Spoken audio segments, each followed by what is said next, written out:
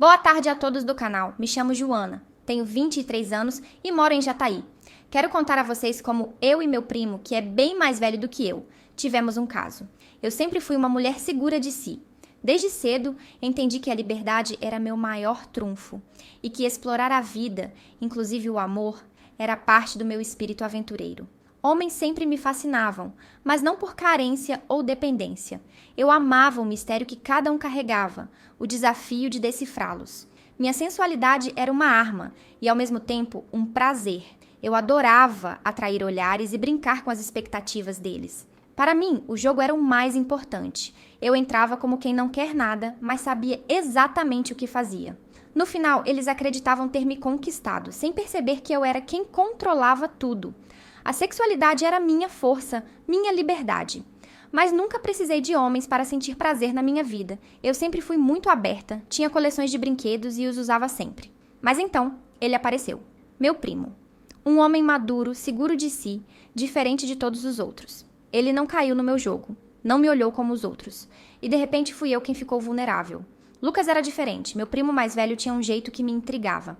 Ele parecia forte e seguro, como se soubesse exatamente onde pisar. Mas ao mesmo tempo, havia uma hesitação nele, uma espécie de lacuna em sua confiança que me fazia querer provocar. Não vou mentir. Desde sempre, havia algo nele que despertava minha atenção. Talvez fosse seu olhar, profundo e cheio de segredos, ou a maneira como sua presença dominava o ambiente sem precisar de palavras. Eu me lembro bem da primeira vez que percebi que minha atração por ele não era algo passageiro.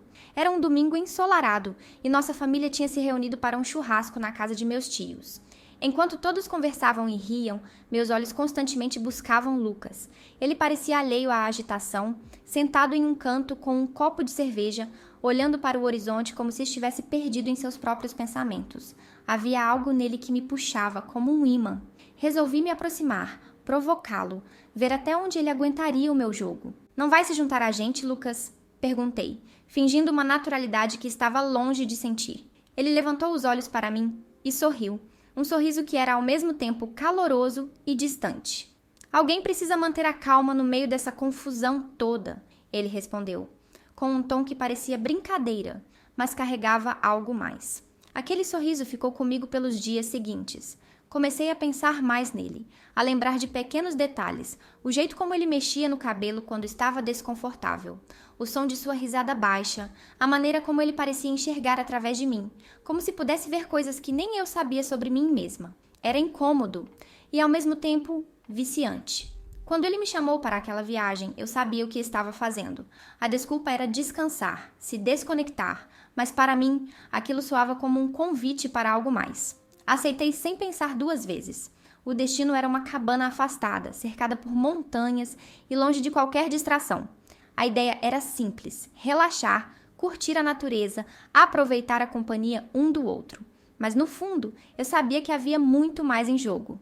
O chalé era uma obra-prima de isolamento. Cercado por montanhas e florestas que pareciam infinitas, dava a sensação de que o mundo lá fora não existia mais.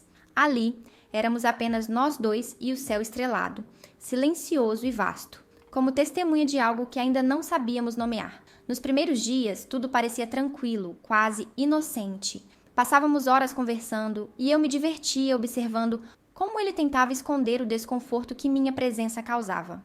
Lucas era um homem bonito, e o contraste entre a compostura que ele tentava manter e os olhares furtivos que me lançava era irresistível.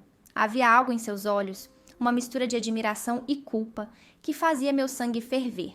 Era o tipo de tensão que eu sempre soube manipular, mas que, com ele, parecia ter um sabor mais intenso. Ele falava sobre sua vida com uma seriedade quase forçada, o trabalho, a esposa, as responsabilidades. Eu ouvia tudo com um sorriso no rosto, não porque realmente me interessasse, mas porque sabia que cada palavra era um esforço para manter as coisas sob controle. E eu adorava desequilibrar. Adorava toda a sensação de caminhar na linha tênue entre o que ele queria e o que temia. No fundo, eu sabia que o que me atraía não era apenas Lucas, mas o jogo, a tensão crescente, o controle que eu exercia sem nunca dizer nada diretamente, e a possibilidade de ultrapassar limites que ele tentava desesperadamente preservar. Cada momento de silêncio entre nós parecia carregado de algo maior, algo que nenhum de nós ousava nomear. Foi na terceira noite que tudo aconteceu.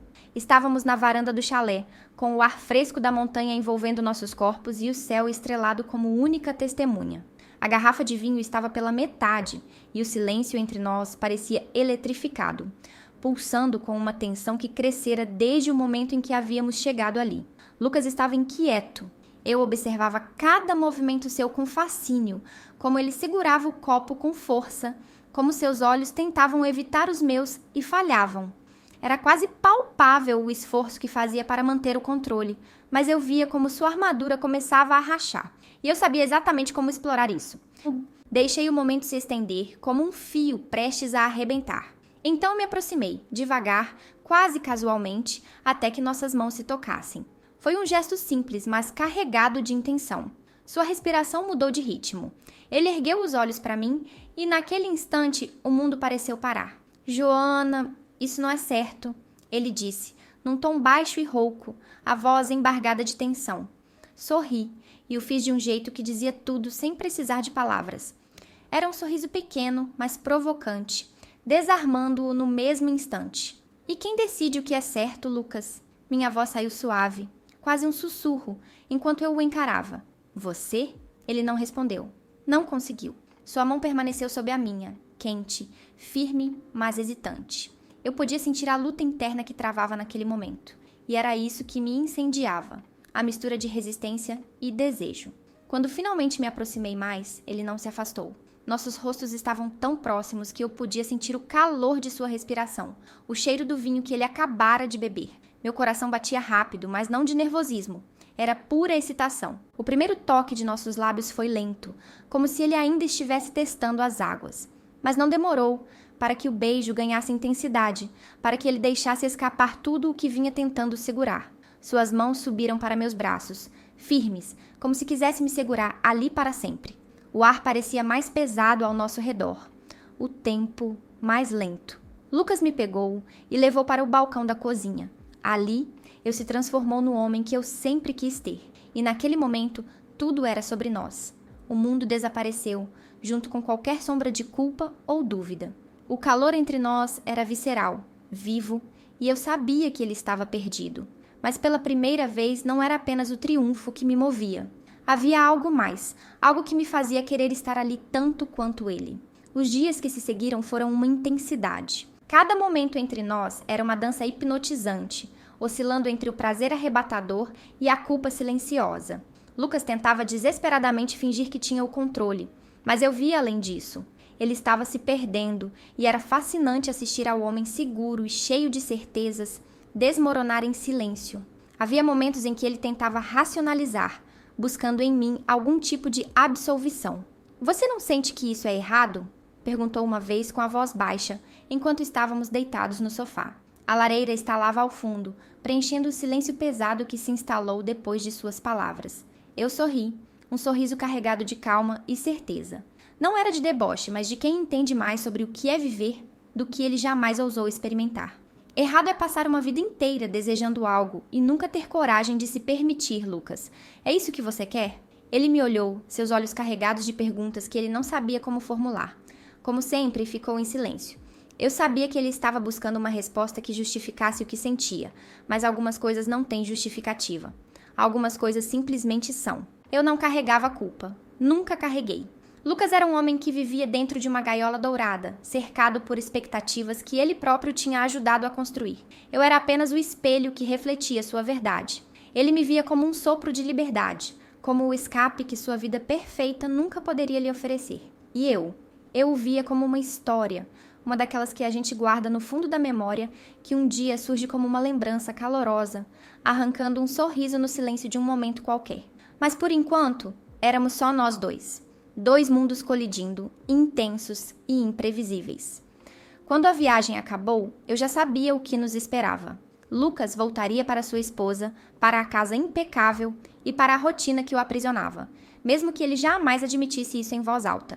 E eu voltaria para a minha liberdade, para os caminhos imprevisíveis que sempre escolhi percorrer sem olhar para trás.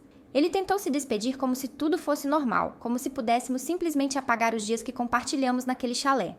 Mas seus olhos o traíam. Havia algo neles, um peso, uma inquietação. Talvez ele quisesse se desculpar ou tentar justificar o que aconteceu. Talvez quisesse dizer algo que aliviasse o turbilhão que sentia por dentro. Eu, no entanto, não deixei. Não complique, Lucas. Falei, minha voz firme, mas sem dureza. O que aconteceu, aconteceu. Nada mais. Ele me olhou por um longo momento e então assentiu, como se minhas palavras fossem tanto uma libertação quanto uma condenação.